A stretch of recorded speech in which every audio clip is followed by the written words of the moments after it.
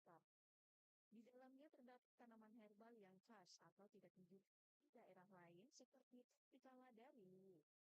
Taman herbal ini telah diresmikan oleh PJ Ketua Tim Penggerak PKK Sulsel, Nino Trianti Sudan, sama Kepala Dinas PPH pun, Imran Jauzi pada Selasa lalu. Imran Jauzi mengatakan akan mendorong tanaman herbal menjadi komoditas baru di Sulsel.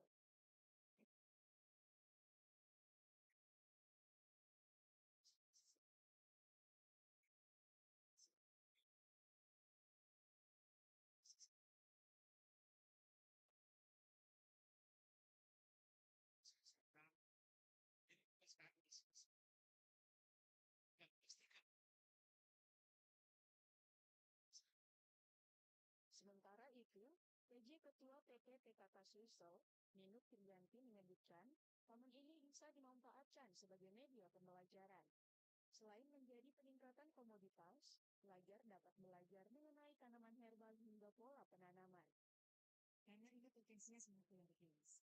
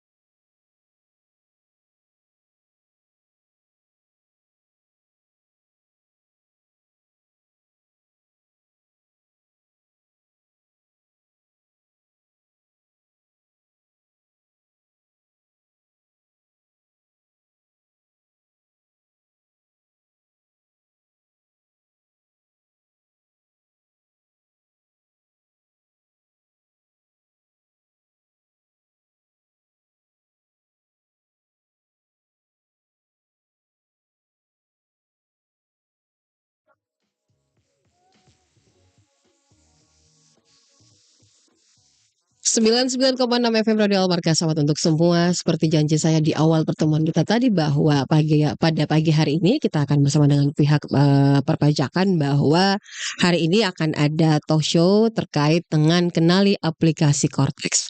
Nah, sebelum saya menyapa narasumber saya ingin menyampaikan terlebih dahulu bahwa untuk meningkatkan rasio penerima pajak dan peningkatan pembangunan berkelanjutan dan mencapai kesejahteraan yang berkeadilan di seluruh Indonesia, Direktorat Jenderal Pajak hadirkan transformasi melalui digital teknologi dengan penerapan Cortex. Ini merupakan keniscayaan, kebutuhan, dan keharusan untuk meningkatkan rasio penerima pajak.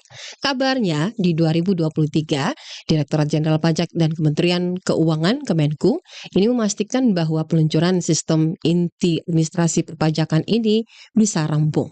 Sistem baru ini kabarnya juga tentu akan diterapkan secara bertahap dengan melakukan beberapa fase. Nah, untuk mengetahui seperti apakah aplikasi Cortex saat ini telah hadir di studio kami, penyuluh pajak ahli Pratama Kanwil DJP Sulawesi Selatan, Barat, dan Tenggara, ada Pak Hasbullah Akhiri. Assalamualaikum Pak Hasbullah. Waalaikumsalam warahmatullahi wabarakatuh. Apa kabar Pak? Alhamdulillah baik. Alhamdulillah. Maaf Pak lama menunggu. Ya, enggak apa-apa. Ya Pak Hasbullah, kita akan berbicara terkait dengan Cortex pagi hari ini. Nah, ini menjadi salah satu aplikasi baru dan tentu menjadi salah satu inovasi baru dari pajak. Bisa dijelaskan Pak terlebih dahulu terkait dengan sebelum kita bahas tentang Cortex, mungkin terkait dengan pajak dulu lah sedikit. Silakan Pak. Ya, baik. Sobat Radio Almarkas dimanapun berada. Jadi terkait dengan pajak saat ini sampai dengan Agustus 2024 sudah berhasil dikumpulkan sekitar 61%. Kita masih ada 3 bulan untuk mengumpulkan target penerimaan pajak di Kanwil, Sulawesi Selatan, Barat, dan Tenggara. Jadi untuk mengoptimalkan penerimaan pajak ini kami berupaya menyesuaikan dengan adanya reformasi perpajakan karena menyesuaikan dengan sistem digital pajak saat ini, era reformasi perpajakan, sehingga perlu ada peningkatan basis data perpajakan dengan adanya peningkatan teknologi yang lebih mumpuni untuk tahun 2024 ini. Yang saat ini Cortex masih dalam tahap pengujian. Baik. Nah, kalau bisa digambarkan secara menyeluruh terkait dengan Cortex, Pak, seperti apa? 2023 itu baru langkah awal yang dilakukan oleh pihak pajak melakukan inovasi. Silakan, Pak. Baik, ya. Jadi kan untuk terkait dengan reformasi perpajakan ini mengikuti adanya era digital yang saat ini tidak bisa kita hindarkan untuk memenuhi tuntutan dan kebutuhan zaman yang serba digital ini, makanya reformasi perpajakan sudah dilaksanakan dalam beberapa fase. Di fase pertama untuk jilid 1, yakni di tahun 2002 sampai dengan 2008, itu berfokus pada perbaikan sumber daya manusia, organisasi, dan pembaharuan proses bisnis. Kemudian DJP meningkatkan lagi kualitasnya dengan adanya reformasi perpajakan jilid 2 di tahun 2006 sampai dengan 2016, yakni berfokus pada bagaimana pengusaha ini lebih mudah dalam berusaha, kemudian bagaimana merespon atas perlambatan ekonomi dunia pasca terjadinya krisis keuangan global. Nah, selanjutnya untuk melakukan penyempurnaan kembali, dilakukanlah tahapan reformasi perpajakan jilid 3 yang berproses sampai dengan sekarang ini, di mana fokus utamanya adalah bagaimana perbaikan regulasi yang mudah, kemudian sistem administrasi perpajakan yang dikenal dengan istilah pembaruan sistem inti administrasi perpajakan atau Cortex system. Jadi reformasi yang ada saat ini itu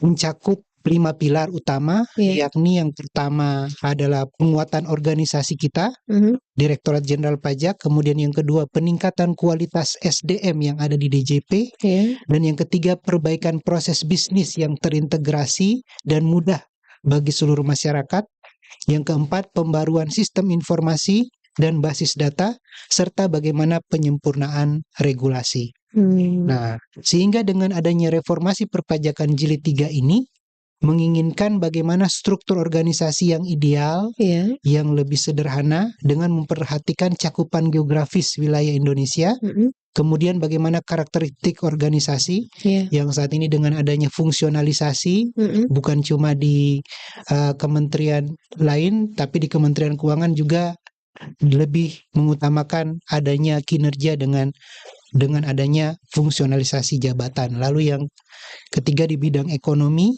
kearifan lokal, dan potensi penerimaan yang mencakup wilayah kerjanya masing-masing, dan bagaimana rentang kendali yang memadai. Sehingga dengan seluruh cakupan ini diupayakan bisa masuk ke dalam sistem Cortex sehingga lebih mudah dan andal dalam melakukan pengumpulan data yang akan mengoptimalkan penerimaan negara.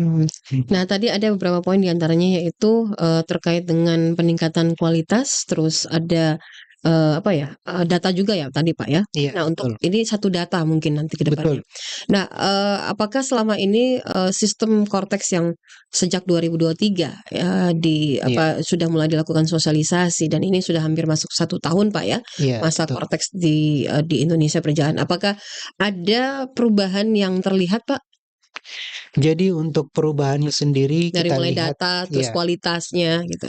Jadi nantinya kan masyarakat akan lebih mudah karena cukup menggunakan NIK saja. NIK, Ya, sebagai informasi untuk kita login ke dalam Cortex nantinya akan menggunakan NIC, Ya, dan nantinya password DJP online itu akan kita gunakan. ya. Pada saat yang sudah aktif, dia akan login kembali ke dalam taxpayer portal menggunakan login tersebut. Mm-mm. Kemudian dia akan melakukan reset password. Jadi nanti reset passwordnya dikirim linknya melalui email aktif wajib pajak untuk melakukan pengaturan ulang kata sandi. Iya, jadi akan lebih mudah. Bahkan bagi wajib pajak badan ke depannya Mm-mm. itu tidak ada lagi yang namanya permohonan sertifikat elektronik khusus untuk PKP, kemudian adanya Enova atau Iya. e-faktur, karena semua terpusat dalam satu aplikasi sehingga memudahkan wajib pajak orang pribadi maupun wajib pajak badan ketika melaporkan SPT tahunan, SPT masa, dan melakukan pembayaran pajak. Kalau melihat fungsi dan fungsi dari Cortex sendiri, apakah ini nantinya bisa lebih mempermudah masyarakat dalam penggunaan dalam pengaplikasian pajak ini, Pak? Ya, pastinya akan lebih mudah karena dia mengintegrasikan seluruh aplikasi-aplikasi yang selama ini ada di luar, baik itu dari sisi wajib pajak maupun dari sisi petugas pajak.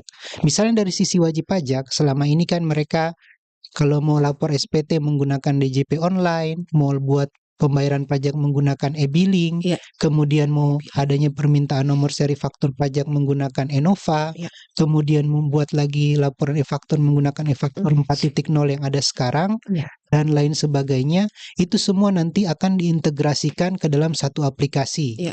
Bagi wajib pajak namanya Taxpayer Portal. Sehingga selain dia bisa masukkan sistem administrasi ke dalamnya, mereka juga bisa melacak atas seluruh transaksi yang terjadi sudah sampai di tahapan mana dikerjakan oleh petugas pajak, sehingga bisa saling memantau.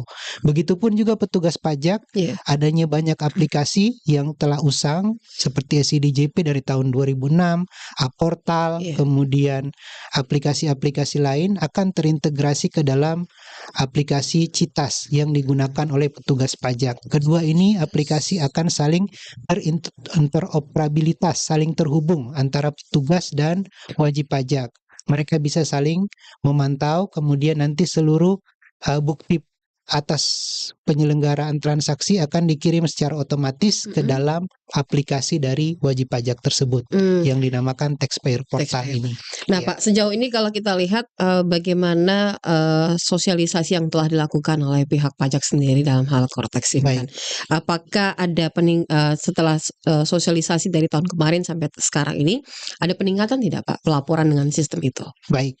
Jadi kan sebelum kami melakukan sosialisasi, kita terlebih dahulu melakukan tahapan pengenalan kepada seluruh pegawai DJP supaya lebih memahami terlebih dahulu sebelum adanya penyampaian kepada wajib pajak. Jadi selama 1 tahun kemarin dari 2023 sampai pertengahan 2024 kita fokus ke bagaimana pembenahan internalnya dulu. Jadi SDM yang di dalam memahami betul-betul terkait aplikasinya. Baru kemarin kita lakukan adanya kelas pajak di seluruh Indonesia. Jadi kita mengundang minimal 200 wajib pajak di setiap KPP Pratama, dan di lingkup Kanwil dan kantor pusat itu 250 WP. Sehingga sudah ada puluhan ribu wajib pajak yang sudah menerima informasi terkait dengan Cortex ini. Selanjutnya mungkin di bulan November Desember kita juga ada kelas pajak yang bisa didaftarkan oleh masing-masing wajib pajak ke kantor pelayanan pajak terdaftar untuk menerima informasi terkait dengan Cortex, terkait fitur-fitur yang di dalamnya. Bukan wajib pajak sendiri bisa langsung untuk mempelajari fitur-fitur Cortex dengan membuka laman DJP online. Nah, di tampilan awal informasi DJP online itu ada menu pendaftaran simulasi terpandu Cortex. Silakan diklik, nanti akan dikirimkan username dan password beserta link pemanfaatan aplikasinya di dalam email aktifnya. Nah, untuk fitur-fitur di dalamnya itu sudah sesuai dengan Cortex ke depannya. Namun ketika kita menggunakan untuk pelatihan, tenang saja data tersebut tidak akan terintegrasi ke dalam sistem wajib pajak karena itu merupakan aplikasi latihan. Sehingga data-datanya adalah data-data yang dilakukan penyamaran karena hanya digunakan untuk sementara. Nanti ke depannya kalau sudah bagus, aplikasinya sudah sesuai pengujian, kemungkinan 2025 sudah bisa dimanfaatkan dalam rangka pelaporan SPT tahunan.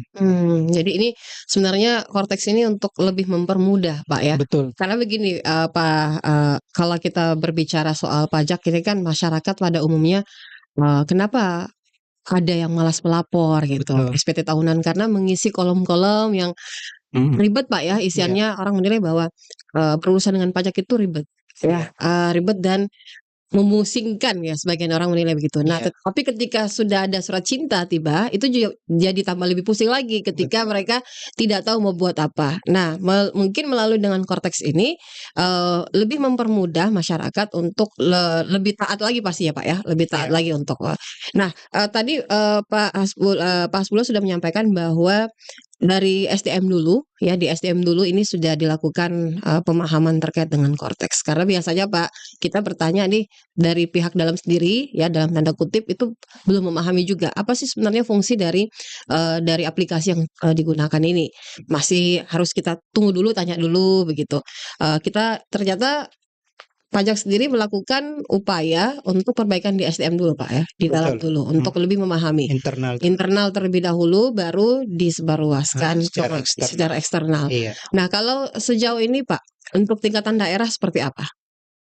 Jadi untuk tingkatan daerah, kami kemarin dari bulan Agustus pertengahan sampai dengan 30 September telah menyelenggarakan kegiatan di masing-masing KPP Pratama, 300 KPP Pratama dan 34 Kanwil dengan mengundang wajib pajak minimal 250 WP. Itu di tingkatan pengusaha saja, Pak, atau jadi secara ada masyarakat umum? Diutamakan wajib pajak PKP yang terdaftar sebelum 2021.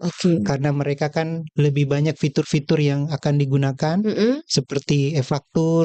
Nah, itu dengan adanya Cortex mereka akan terdampak. Karena pastinya nantinya ke depannya tidak ada lagi permintaan nomor seri faktur, kemudian sertal ini kan nantinya hanya khusus untuk penandatanganan saja, bukan untuk pelaporan bagi wajib pajak badan PKP. Nah, untuk diperjelas lagi nanti ke depannya akan ada kelas pajak dan helpdesk di masing-masing KPP Pratama yang dibuka bagi wajib pajak yang ingin memahami terkait dengan penggunaan aplikasi Cortex ini.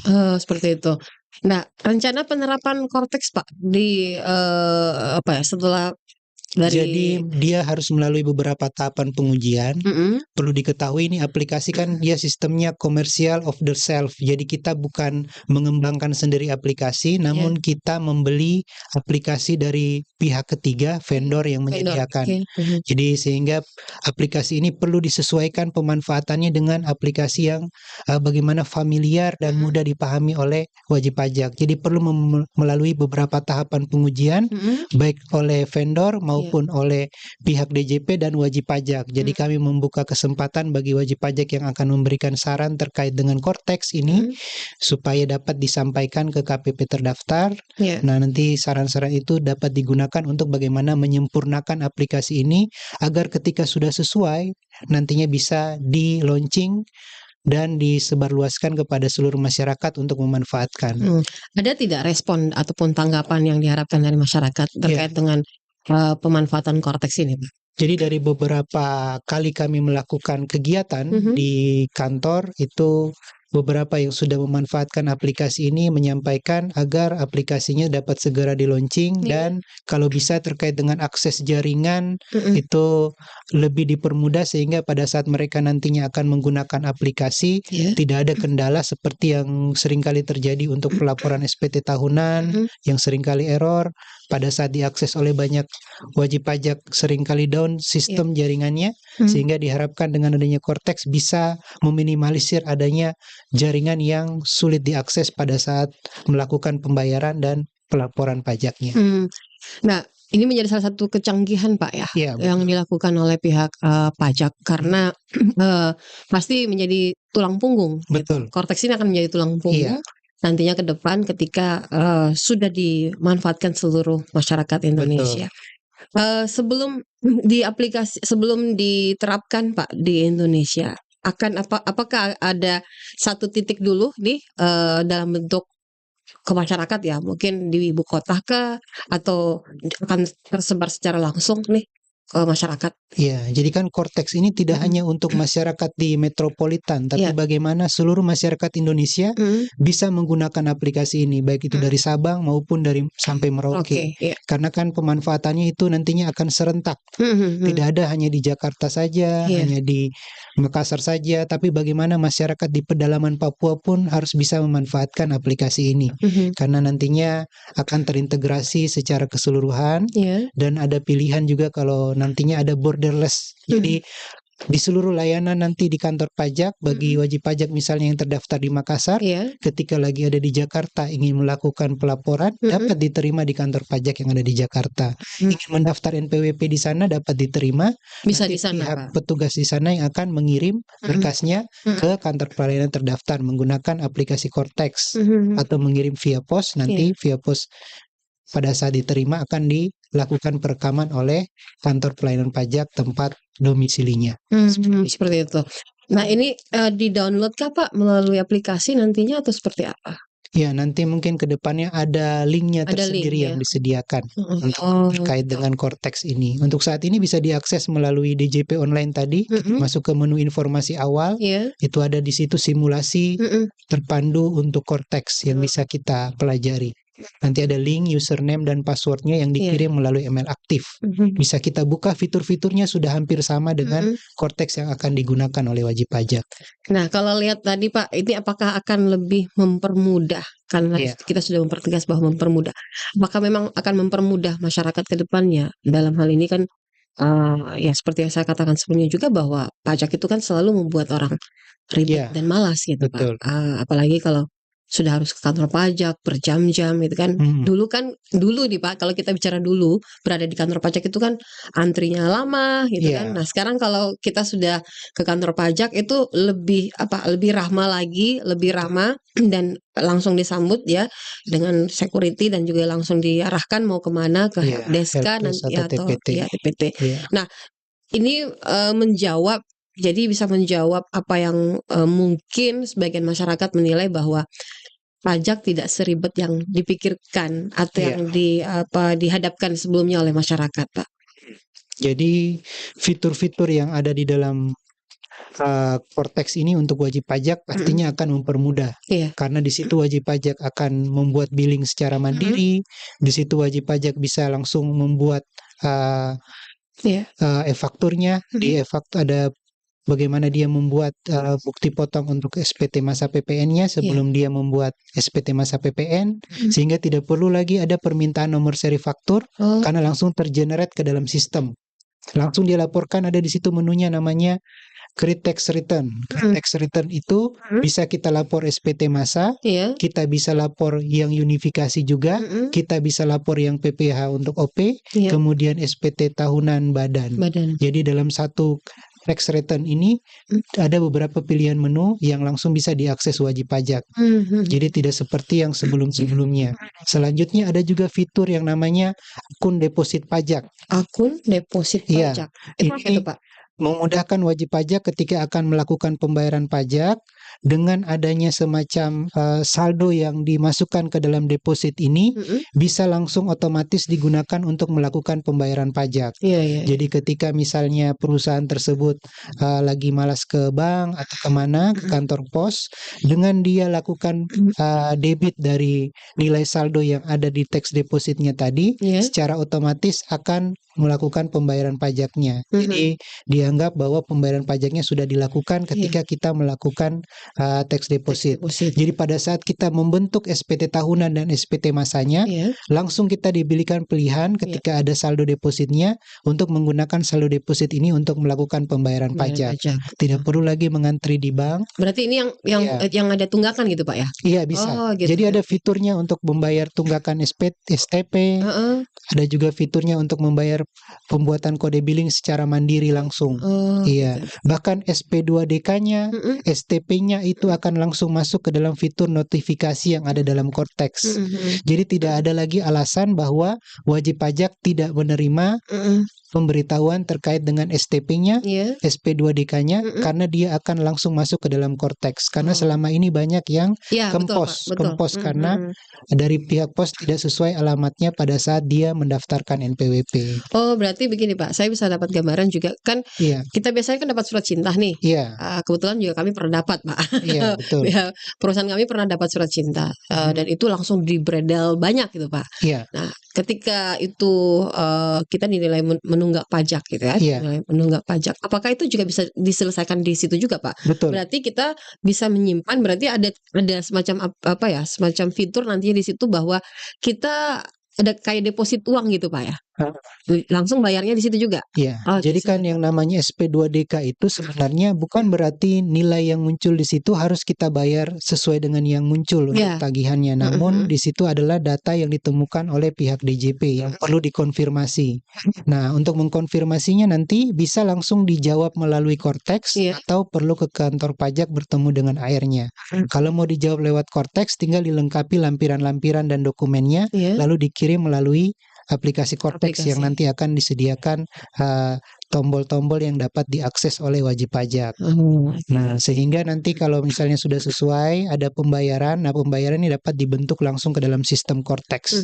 Tidak perlu lagi ke kantor pajak. pajak. Iya, Nah, Pak, kalau ya kan tadi Bapak katakan bahwa tidak kalau sesuai ada tagihan gitu kan, Pak, Iya, ada. tagihan.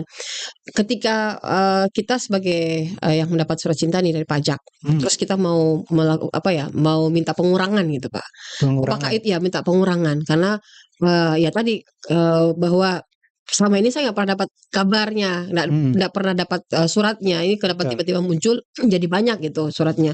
Tiba-tiba tagihannya numpuk gitu. Iya. Apakah itu juga bisa dilakukan di situ, Pak? Ya maksudnya kita bermohonnya ke situ atau kita harus ke kantor pajak? Ini perlu Iya. diperjelas karena jangan sampai ada dari pendengar kita yang nonton kita juga punya kegalauan yang itu. Silakan, Pak. Iya, jadi di situ ada fitur yang namanya disclosure, ada pengungkapan ketidakbenaran. Disclosure, Iya, ada namanya pengungkapan ketidakbenaran yang di bagian tax return tadi. Nah, dari pengungkapan ketidakbenaran itu bisa diajukan oleh wajib pajak.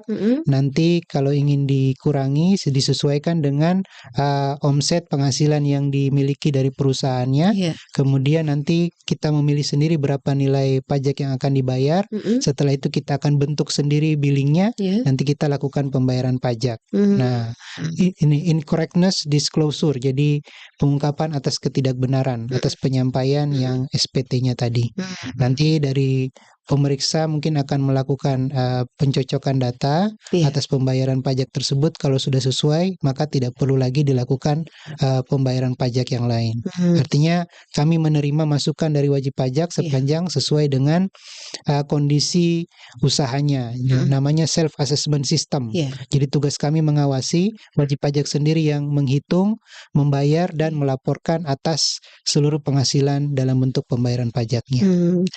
Pak, kita mungkin saya bisa bertanya dan mungkin ini menjadi pertanyaan mewakili banyak orang Betul. dan mungkin bisa dijawab. Apa sih sebenarnya yang membuat masyarakat kita ini malas melaporkan pajak mereka, Pak, dalam hal ini SPT tahunan gitu? Ya, seringkali mereka itu kan pada dasarnya malas melakukan pelaporan SPT karena menganggap kalau ke kantor pajak itu biasanya antriannya lama, kemudian mereka juga merasa jangan sampai akan disuruh lagi bayar pajak yang lebih tinggi atau bagaimana. Nah, mereka harus tahu bahwasanya untuk pelaporan SPT tahunan sejak dulu bahkan 2014 sudah dimulai itu pelaporan melalui e-filing. Iya, dari e-filing itu kan sebenarnya kalau ASN TNI Polri itu pajaknya sudah disetor dan dipotong oleh bendahara. Ya, secara otomatis. Iya, secara otomatis. Nah, jadi sehingga wajib pajak cukup melaporkan SPT tahunannya, tidak perlu lagi ke kantor pajak. Hanya saja karena pelaporan SPT ini setahun sekali, seringkali mereka lupa bagaimana memanfaatkan DJP online. Bahkan passwordnya itu mereka lupa. Nah, itu jadi sehingga kita perlu pengarsipan data terkait dengan NPWP-nya, kemudian password DJP online-nya, sehingga memudahkan wajib pajak. Karena memang selama ini pelaporan SPT sejak 2014 itu sudah secara online Iya. melalui DJP online. Ya, jadi sangat memudahkan wajib pajak untuk pelaporan SPT tanpa harus ke kantor pajak mengantri. Gitu. Itu. Kemudian kalau pembayaran pajak ulang itu Iya. sebenarnya kan kalau pembayar pajak yang tinggi selama ini sih kami itu menyesuaikan dengan omset dari wajib pajak. Bahkan adanya insentif terkait dengan pandemi untuk UMKM yang penghasilannya di bawah 500 juta, Iya. ketika peredaran brutonya masih di bawah 500 juta, mereka tetap melapor pajak, namun nanti di situ pembayaran pajaknya nihil. Ya, sampai saat ini masih berlaku aturan seperti itu. Nanti kalau sudah di atas 500 juta baru dikurangi 500, misalnya omsetnya itu 600, dikurang 500, maka yang 100 juta yang dikali 0,5%. Jadi cuma 500.000 yang dibayar. Kalau masih di bawah itu tidak perlu. Nah, Begitupun kalau nantinya wajib pajak merasa ada bisnisnya bangkrut dari perusahaannya, bisa mengajukan penghapusan NPWP atau penonaktifan NPWP sementara agar tidak perlu menjalankan kewajiban perpajakan terlebih dahulu. Nanti kalau sudah jalan lagi baru melakukan pengaktifan NPWP kembali. Nah, ini saya tertarik Pak Sepula tadi yang katakan bahwa penonaktifan NPWP. Ya, Ternyata itu bisa dilakukan Pak ya? bisa. Bisa dilakukan dan dilaporkan. Betul. Apa persyaratannya Pak gitu? Jadi kalau untuk penonaktifan NPWP kita cukup mengisi nanti surat permohonan ke kantor pajak. Ya. Kemudian pastikan sudah melaporkan SPT tahunan terakhir 2023 yang tahun lalu sudah dilapor. Ya. Kemudian kalau untuk usahawan bisa mengajukan di kantor lurah atau pemerintah setempat surat keterangan tidak menjalankan usaha bagi OP. Kalau badan ya bisa juga minta surat keterangan. Memang kalau usahanya sudah perusahaannya tidak jalan untuk dilakukan penonaktifan. Kalaupun misalnya tetap mau aktif, yang penting dilaporkan saja SPT-nya walaupun nihil. Minimal menyiapkan laporan keuangan, laba rugi, neraca dan daftar penyusutan bagi badan. Kemudian nanti dilaporkan nihil, begitupun juga untuk orang pribadi. Nah, Pak Sepula, saya ada debat kabar dan ini mungkin apakah benar atau tidak bahwa sekarang ini kan kita bisa membuat perusahaan by online. Betul. Membuat PT by online. Nah, itu bagaimana kan kalau kita buat badan perusahaan itu kan ada survei. Betul. Biasanya ada survei dari pajak yang melihat langsung lokasi kita. Apakah dengan mumpung saya bertanya di luar dari konteks tapi ada kaitannya juga. Jadi ketika perusahaan itu ada yang secara sistem online, ini bagaimana sebenarnya pajak melakukan pemantauan Pak? Jadi kalau untuk badan yang bukan PKP itu dia cukup mendaftar saja melalui irek.pajak.go.id. Kan yang dilengkapi itu yang penting fotokopi KTP masing-masing pengurus, kemudian setiap pengurus yang ada di dalam notaris akte notaris itu wajib ber-NPWP, kemudian pastikan sudah memiliki akte pendirian dari notaris. Nah, itu tidak perlu adanya kunjungan dari petugas pajak kalau dia statusnya badan yang non PKP. Namun ketika dia memang ingin di PKP-kan karena ada rekanan dengan pemerintahan supaya dia dapat mendapatkan faktur pajak, maka nanti akan dilakukan survei oleh petugas pelayanan. Nantinya dia akan melihat lokasi wajib pajak, difoto, kemudian dilaporkan ke pimpinan. Itu baru dia akan mengadakan survei. Kalau hanya sebatas mendaftar tapi tidak PKP, nah itu yang penting syarat-syaratnya dilengkapi dan dikirim melalui irek.pajak.go.id. Nanti syarat-syarat yang sudah di-scan di-upload dan akan dicek sama petugas, kalau sudah cocok maka otomatis NPWP-nya akan dikirimkan melalui email juga. Begitu. Nah, ini apa Pak? Saya bertanya karena saya mendengar banyak di luar teman-teman di luar itu bahwa ada perusahaan yang kita tidak lagi harus membuat perusahaan itu disurvei gitu. Jadi sistemnya by online gitu. Ternyata bisa Pak ya. Nah, apa tingkat kesulitan yang dirasakan oleh pajak pihak tingkat dari masyarakat kita ini dalam hal pembayaran pajak Pak?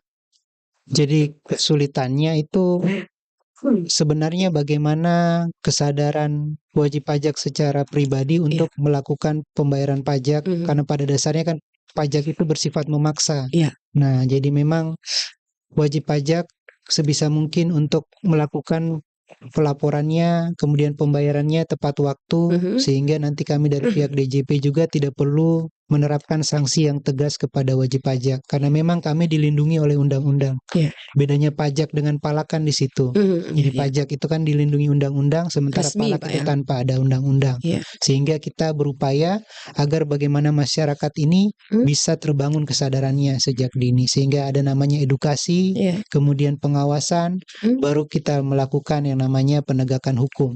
Ketika dia sudah bisa sadar pada saat edukasi, Iya. itu sudah cukup sampai di situ. Namun kalau edukasi belum sadar, baru dilakukan tindakan pengawasan. Kalau ternyata pas pengawasan belum sadar, maka ada tindakan pemeriksaan, bahkan sampai dengan upaya hukum berupa penagihan dan penerbitan surat paksa. Bahkan harta wajib pajak itu bisa dilelang untuk menutupi atas kurang bayar pajaknya. Gitu. Nah, ketika wajib pajak yang melakukan pelanggaran, Pak, Betul.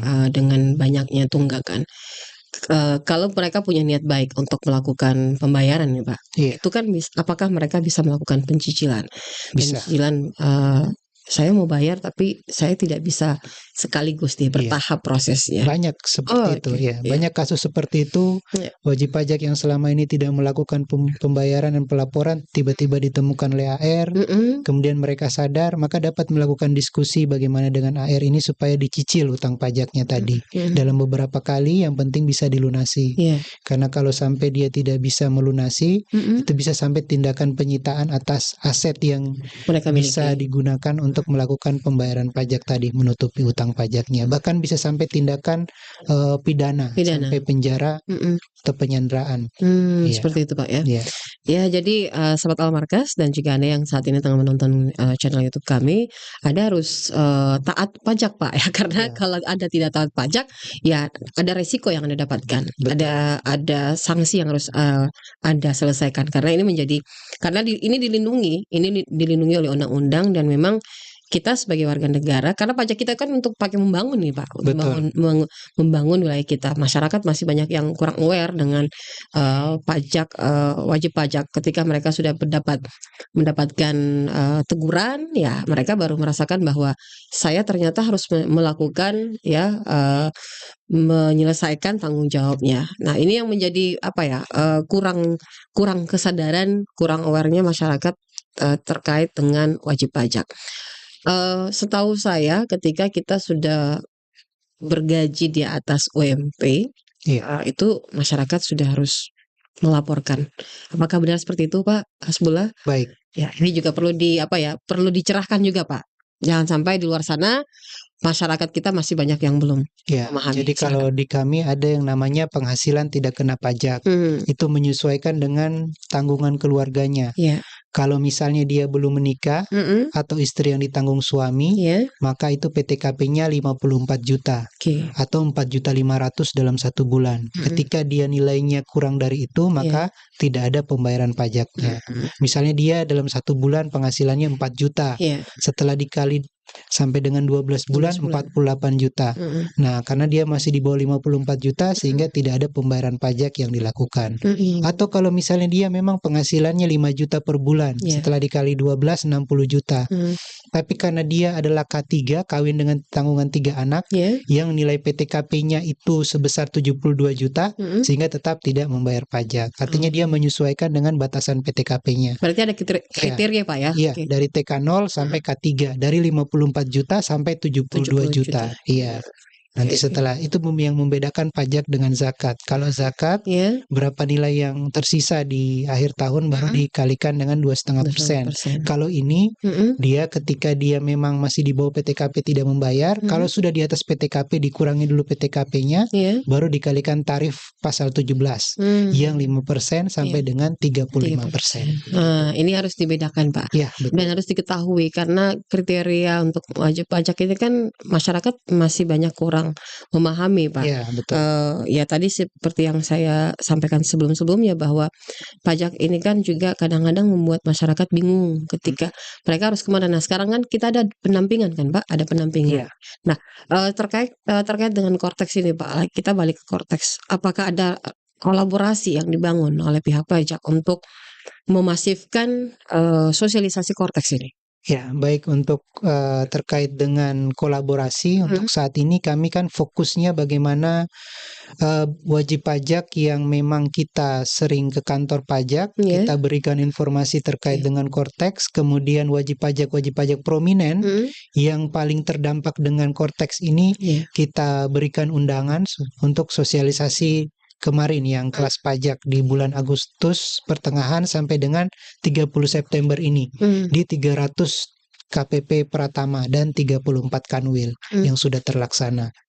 Kemudian ke depannya nanti kan untuk data-data ini juga akan masuk dari pertanahan, Iya. samsat, dengan adanya Kortex itu semua data-data kepemilikan aset dari wajib pajak, penghasilan itu akan langsung masuk secara otomatis ke dalam sistem dari Sistem. Direktorat Jenderal Pajak dengan adanya Kortex ini karena menggunakan NIK. Jadi NIK inilah yang menjadi basis data untuk adanya bagaimana kita melakukan pengawasan terkait dengan kepemilikan data dan penghasilan serta harta wajib pajak yang di dalam dan di luar negeri, sehingga akan memudahkan. Kunci masuk Pak ya adanya di NIK. Jadi semua NIK. berdasarkan NIK-nya Iya, kita, betul. bukan lagi NPWP Pak. Ya, jadi kan banyak itu kasus-kasus kepemilikan mobil mewah ternyata menggunakan NIK orang NIK lain. orang lain, betul, Ya, betul. pastikan Membeli jangan harta sampai bukan disalahgunakan. dia punya sendiri gitu. Iya, pastikan jangan sampai NIK kita disalahgunakan orang lain. Iya. Nah, ini mungkin menjadi petuah-petuah bijak ini Pak, karena ya biasanya kan orang cari aman nih,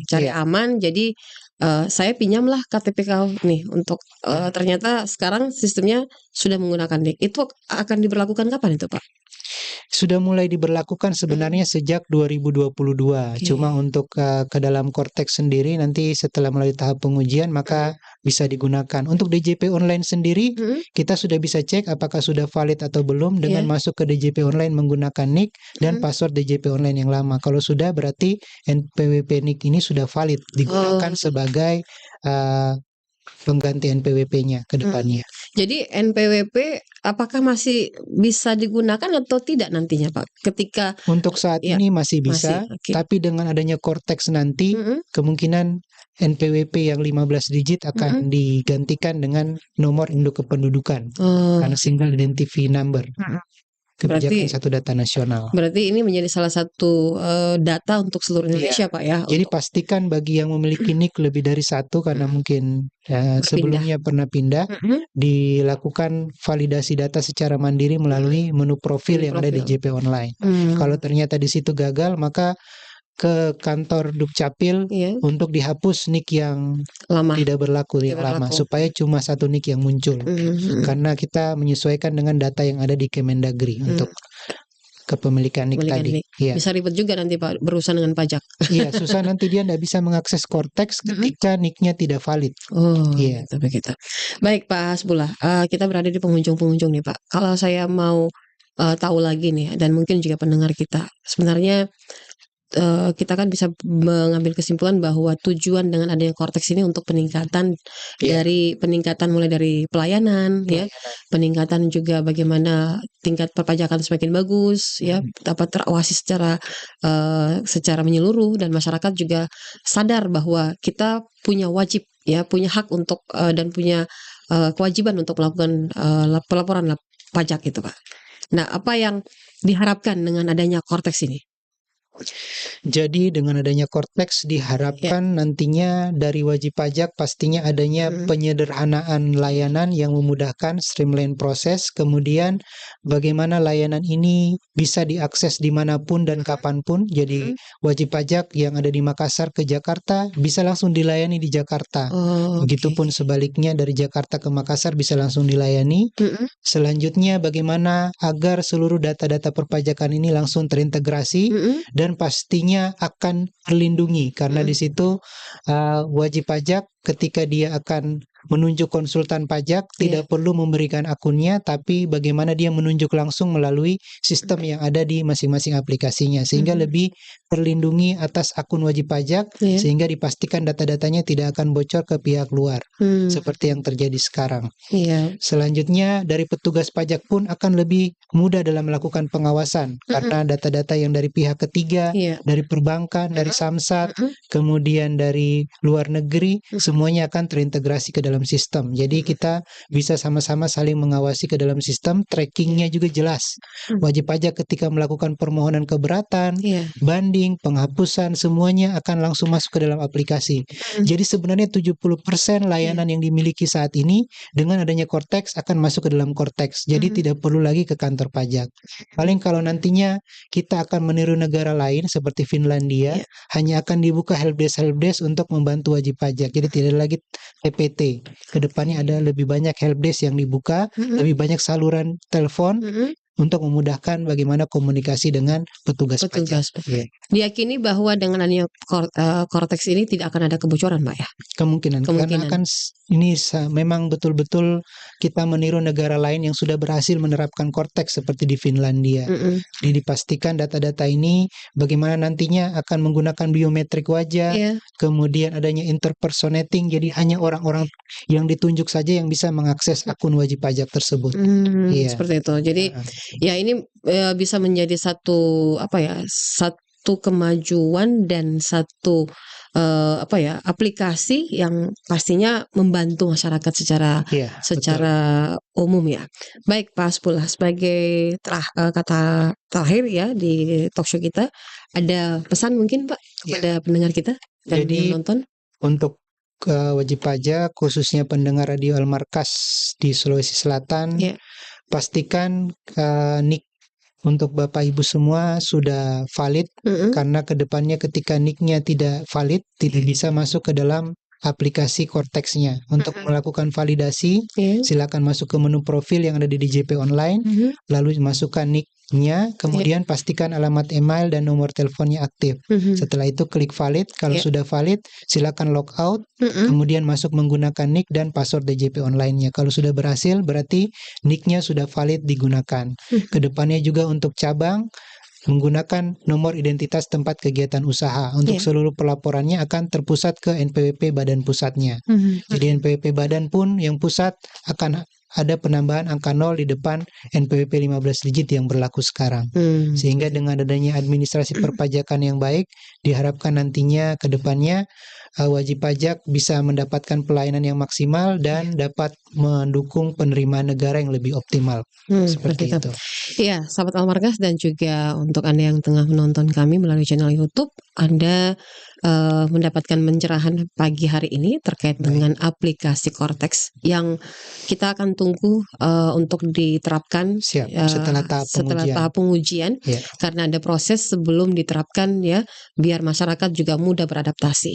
Karena kalau secara langsung diterapkan ya masyarakat akan bingung sendiri ketika mereka akan menggunakan aplikasi itu. Jadi ada proses tahapan ya sebelum masuk diterapkan yang namanya sistem Cortex. Jadi aplikasi ini kalau mendengar apa yang telah dijelaskan oleh Pak Hasbullah itu mempermudah kita untuk bagaimana kita aware dengan pajak ya, karena ya kesadaran itu muncul dari kita sendiri Pak. Kalau kita sadar bahwa kita kan kadang-kadang nuntut nih pemerintah bikin apa sih sebenarnya ya dengan uang pajak kita gitu.